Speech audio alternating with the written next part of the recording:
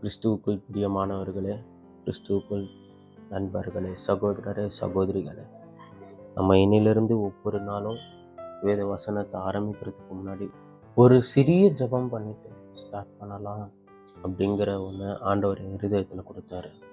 So ஆண்டவரே, இந்த நாளை காண செய்ததற்காக எமக்கு நன்றி ஐயா.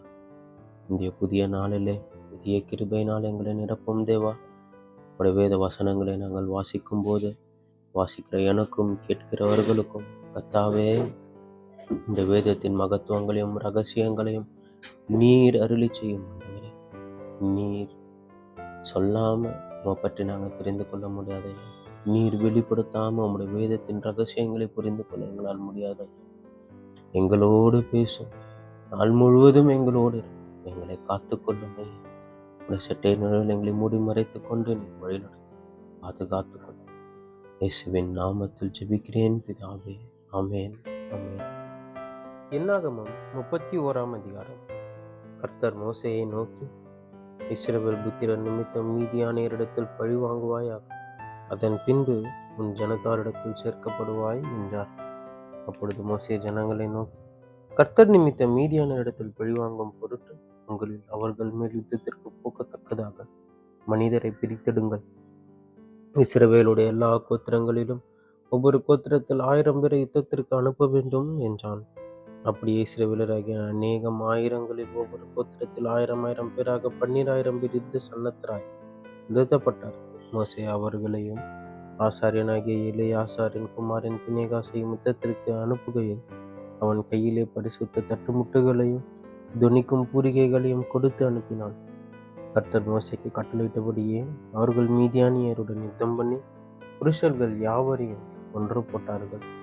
அவர்களை கொன்று போட்டதும் அன்றி மீதியானியரின் 5 ராஜாக்களாகிய ஏவி, ரேக்கேம், சூர், ஊர், ரேபா என்பவர்களையும் கொன்று போட்டார்கள். பேயோரின் குமாரனாகிய பிலேயாமையும் பட்டயத்தினாலே கொன்று போட்டார்கள்.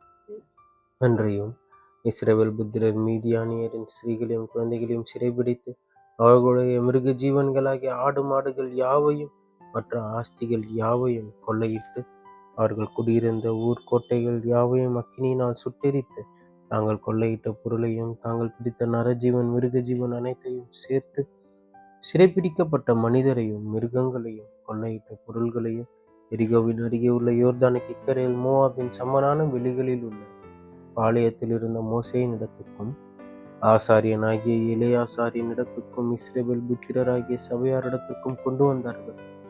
மோசேயும் ஆசாரியனாகிய எலெயாசாரும் சபையின் பிரபுக்கள் எல்லாரும் அவர்கள் சந்திக்க பாளையத்திற்கு வெளியே புறப்பட்டு போனார்கள்.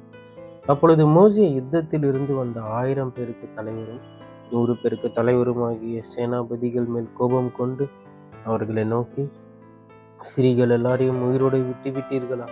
பேயோரின் சங்கதியிலே பிலேயாமின் ஆலோசனையினால் இஸ்ரவேல் புத்திரர் கர்த்தருக்கு விரோதமாய் துரோகம் பண்ண காரணமாய் இருந்தவர்கள் இவர்கள் தானே.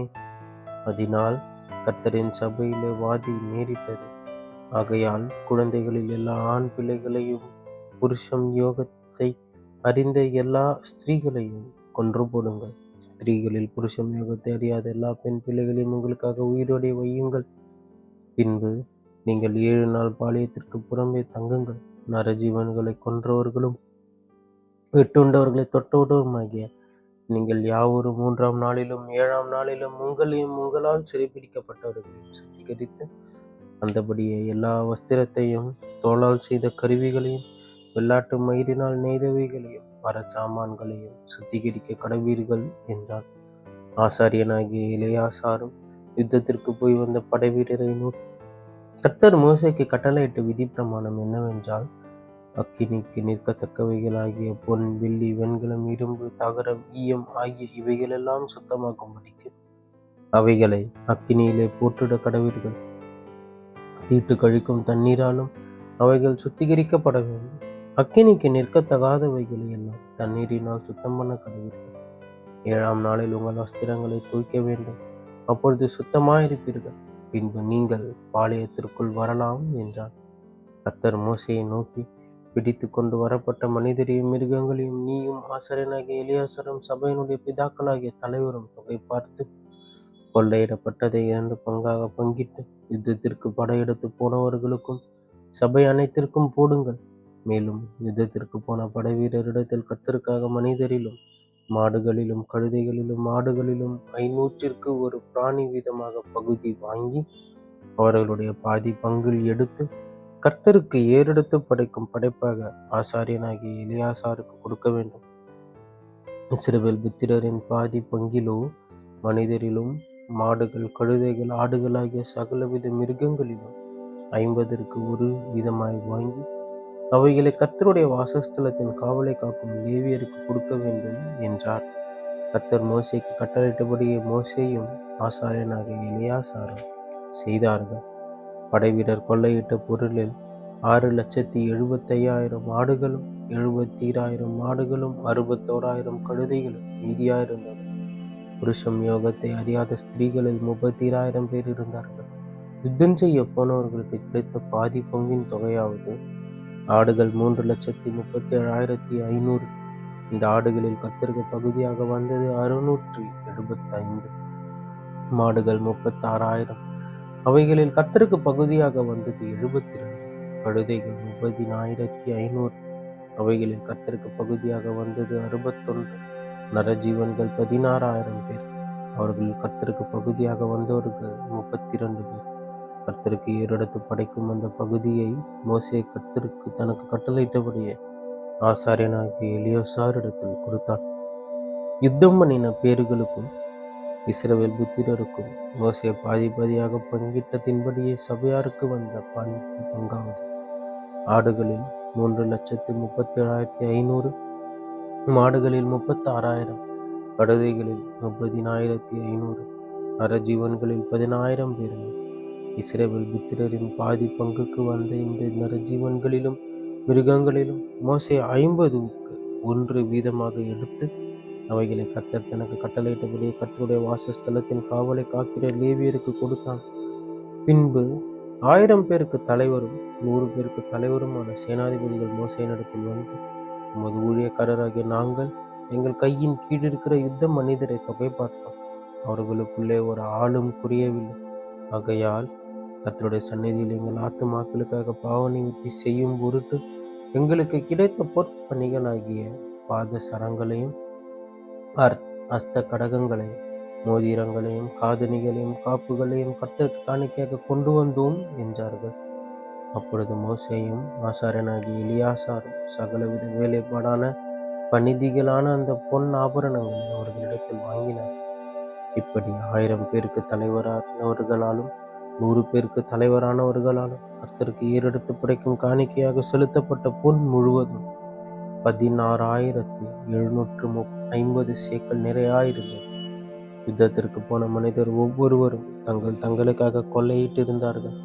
அந்த பொன்னை மோசேயும் ஆசாரியனாகிய எலியாசாரும் 1000 பேருக்கு தலைவரானவர்களின் கையிலும் 100 பேருக்கு தலைவரானவர்களின் கையிலும் வாங்கி இஸ்ரவேல் புத்திரருக்கு ஞாபக குறியாக ஆசரிப்பு கூடாரத்தில் கர்த்தருடைய சந்நிதியில் கொண்டு வந்து வைத்தார்கள் என்பதே. என்னாகமம் 32ஆம் அதிகாரம். ரூபன் புத்திரருக்கும் காத் புத்திரருக்கும் ஆடு மாடுகள் மிகவும் திரளாயிருந்தது.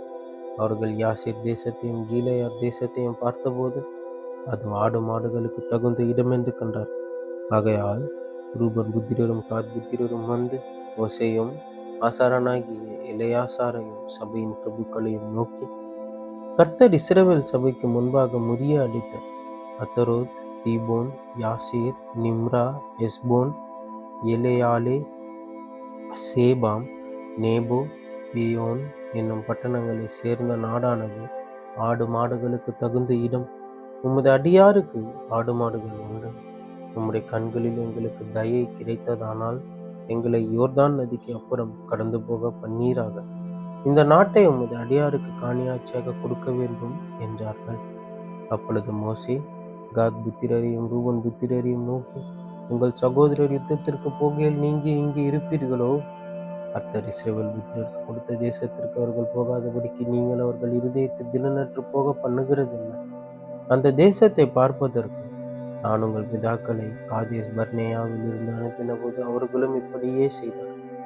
அவர்கள் எஸ்கோல் பள்ளத்தாக்கு மட்டும் போய் அத்தேசத்தை பார்த்து வந்து இஸ்ரவேல் புத்திரர் கர்த்தர் தங்களுக்கு கொடுத்த தேசத்திற்கு போகாதபடிக்கு அவர்கள் இருதயத்தை திடனற்று போக பண்ணினார். அதனால் கர்த்தர் அந்நாளிலே கோபம் மூண்டவராகி உத்தமமாய் என்னை பின்பற்றின கேனாசியனான எப்புனையின் குமாரன் காலேபும் நூனின் குமாரன் யோசுவாவும் தவிர எகிப்திலிருந்து வந்தவர்களில் 20 வயது முதல் அதற்கு மேற்பட்ட மனிதர்களில் ஒருவரும் என்னை உத்தமமாய் பின்பற்றபடியாததால் அவர்கள் நான் ஆபிரகாமுக்கும் ஈசாக்குக்கும் யாக்கோபுக்கும் ஆணையிட்டு கொடுத்த தேசத்தை காண்பதில்லை என்று ஆணையிட்டிருக்கிறார். அப்படியே கர்த்தருடைய கோபம் இஸ்ரவேலின் மேல் மூண்டது. கர்த்தருடைய சமூகத்தில் பொல்லாப்பு செய்த அந்த சந்ததியெல்லாம் நிர்மூலமாகும் மட்டும் அவர்களை வனாந்திரத்திலே 40 வருஷம் அலைய பண்ணினார். இப்போதும் இதோ இஸ்ரவேலின் மேலிருக்கும் கர்த்தருடைய கோபத்தின் உக்கிரத்தை இன்னும் அதிகரிக்க பண்ணும்படி நீங்கள் உங்கள் பிதாக்களின் ஸ்தானத்தில் பாவமுள்ள பெருங்கூட்டமாய் எழும்பியிருக்கிறீர்கள். நீங்கள் அவரை விட்டு பின்வாங்கினால் அவர் இன்னும் அவர்களை வனாந்திரத்தில் இருக்க பண்ணுவார். இப்படி நீங்கள் இந்த ஜனங்களை எல்லாம் அழிய பண்ணுவீர்கள் என்றான். அப்பொழுது அவர்கள் அவன் சமீபத்தில் வந்து, எங்கள் ஆடு மாடுகளுக்காக தொழுவங்களையும் எங்கள் பிள்ளைகளுக்காக பட்டணங்களையும் இங்கே கட்டுவோம். நாங்களோ இஸ்ரவேல் புத்திரரை அவர்கள் ஸ்தானத்தில் கொண்டு போய் சேர்க்கும் அளவும் யுத்த சந்நிதராய் தீவிரத்தோடு அவர்களுக்கு முன்பாக நடக்கும். எங்கள் பிள்ளைகள் இந்த தேசத்து குடிகளின் நிமித்தம் மரணான பட்டணங்களில் குடியிருக்க கேட்டுக்கொள்கிறோம். இஸ்ரவேல் புத்திரர் யாவரும் தங்கள் தங்கள் சுதந்திரத்தை சுதந்திரத்துக் கொள்ளும் வரைக்கும் நாங்கள் எங்கள் வீடுகளுக்கு திரும்புவதில்லை.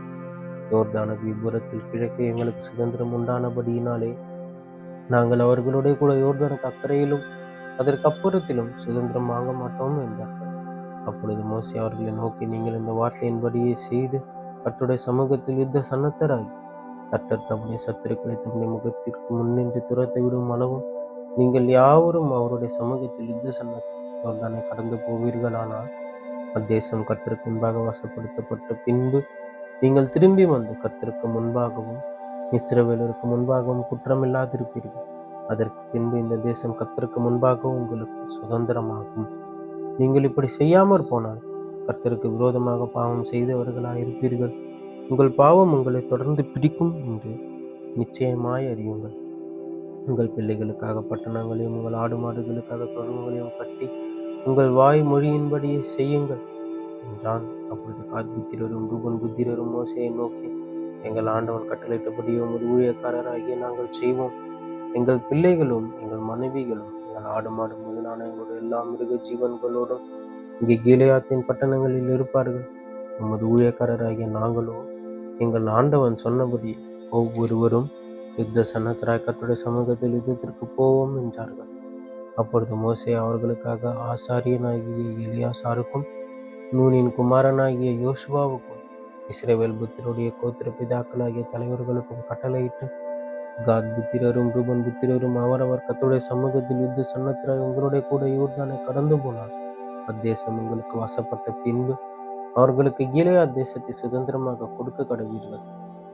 உங்களோட கூட யுத்த சன்னத்தராய் கடந்து போகாதிருந்தார்களே ஆனால் அவர்கள் உங்கள் நடுவே கானான் தேசத்திலே சுதந்திரம் அடைய கடவர்கள் என்றான். காத் புத்திரரும் ரூபன் புத்திரரும் பிரதியுத்தரமாக, நம்முடைய ஊழியக்காரராகிய நாங்கள் கர்த்தர் எங்களுக்கு சொன்னபடியே செய்வோம். யோர்தானுக்கு இக்கரையில் எங்கள் சுதந்திரத்தின் காணியாட்சி எங்களுக்கு உரியதாகும்படி நாங்கள் கர்த்தருடைய சமூகத்தில் யுத்த சன்னத்தராய் கானான் தேசத்திற்கு போவோம் என்றார். அப்பொழுது மோசே காத் புத்திரருக்கும் ரூபன் புத்திரருக்கும் யோசேப்பின் குமாரனாகிய மனாசேயின் பாதி கோத்திரத்தாருக்கும் எமோரியருடைய ராஜாவாகிய சீகோனின் ராஜ்யத்தையும் பாசானுடைய ராஜாவாகிய ஓகின் ராஜ்யத்தையும் அவைகளை சேர்ந்த தேசங்களையும் அவைகளின் எல்லை சுற்றிலும் உள்ள பட்டணங்களையும் கொடுத்தான். பின்பு காத் சந்ததியார் Dibon, அதரோத், Aroer, Atroth, சோபான், Yasir, Jogbehah, பெத் நிம்ரா, பெத்தாரான் என்னும் மரணான பட்டணங்களையும் ஆட்டு தொழுவங்களையும் கட்டினார்கள். ரூபன் சந்ததியார் எஸ்போன், எலையாலே, கிரேயத்தாயும், பேர்கள் மாற்றப்பட்ட நேபோ, பாகால் மேயோன், சீப்மா என்பவைகளை கட்டி தாங்கள் கட்டின பட்டணங்களுக்கு வேறே பேர்களை கொடுத்தார்கள். மனாசேயின் குமாரனாகிய மாகீரின் புத்திரர் கீலேயாத்திற்கு போய் அதை கட்டிக்கொண்டு அதிலிருந்து எமோரியரை துரத்தி விட்டார்கள். அப்பொழுது மோசே கீலேயாத்தை மனாசேயின் குமாரனாகிய மாகீருக்கு கொடுத்தான். அவர்கள் அதிலே குடியேறினார்கள். மனாசேயின் குமாரனாகிய யாவீருக்கு அவர்களுடைய கிராமங்களை கட்டிக்கொண்டு அவைகளுக்கு யாவீர் என்று பெயரிட்டார். நோபாக் போய் கேனாத்தையும் அதன் கிராமங்களையும் கற்றுக்கொண்டு அதற்கு தன் லாபத்தின்படியே நோபாக் என்று பெயரிட்டான் என்பதே. ஆமேன். ஆமேன்.